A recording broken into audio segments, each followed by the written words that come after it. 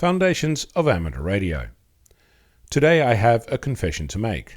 Looking back, it's clear that once your brain goes down a certain path, it's easier to follow the path than to find an alternative one. When I was growing up, above my bed, bolted to the wall, were two brackets. On top of those brackets, secured with double-sided tape, was a radio-cassette player. If you're unfamiliar with what an audio cassette is, don't worry, this is about the radio side of things, and is from the days when digital music was not in wide use like it is today.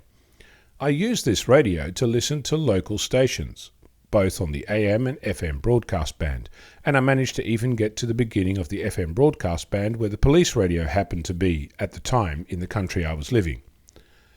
As years went by, that radio cassette player was replaced with a radio tuner, then a combined amplifier tuner, and I reprogrammed it as I moved around the globe, with new local stations filling up the quick select button memories. Over the last year or so, it occurred to me that my latest device had been sitting inside a box in the garage for the better part of a decade, and that the gap was filled by the radio in my car. I would drive somewhere and turn on the radio and listen to something interesting, or something boring, depending on what the airwaves brought to my antenna at the time. I started wanting to listen to the end of interviews or rock along to some other happy tune when I got home, but I found the transition to be painful.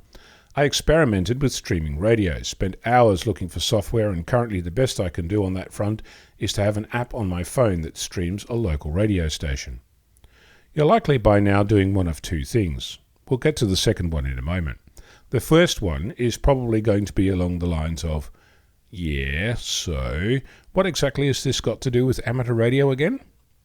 If you're not thinking that, you might be thinking something that only occurred to me last week.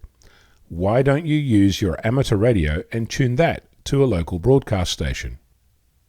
Indeed, why not? I'd never considered that even though my Yaesu FT857D can tune from 100 kHz through to 470 MHz, covering most of the amateur bands, I'd never considered that it would also allow me to listen to a local broadcast station. It's not that I haven't actually tuned to those stations, or listened to the local air traffic control frequencies, or the local non-directional beacons when they still existed.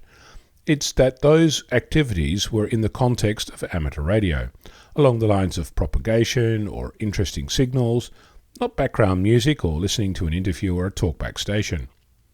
I've not yet gone to the trouble of pre-programming those stations, since my amateur radio is sensitive enough to pick up stations that my car cannot hear. But the list of frequencies that I'm tuning to during the day, using AM and FM, is growing. Shame I can't get FM stereo from my Yaesu radio. Perhaps that's something I should play with at some point. So my second point is, my amateur radio is also a radio that you can listen to other broadcast stations with. Of course, it's a pretty pricey transistor radio or shortwave radio, if you think of it like that. But if you've got it sitting next to you right now, it's simpler than making streaming radio work. I started this with Paths Travelled, and I'll finish with that. When something like this happens, stop for a moment. Celebrate the insight, share it with others, and who knows what other things will bubble up. When was the last time your brain surprised you, and what do you listen to that's not amateur radio? Who knows, I might become a shortwave listener yet. I'm Onno, Victor Kilo 6 Foxtrot Lima Alpha Bravo.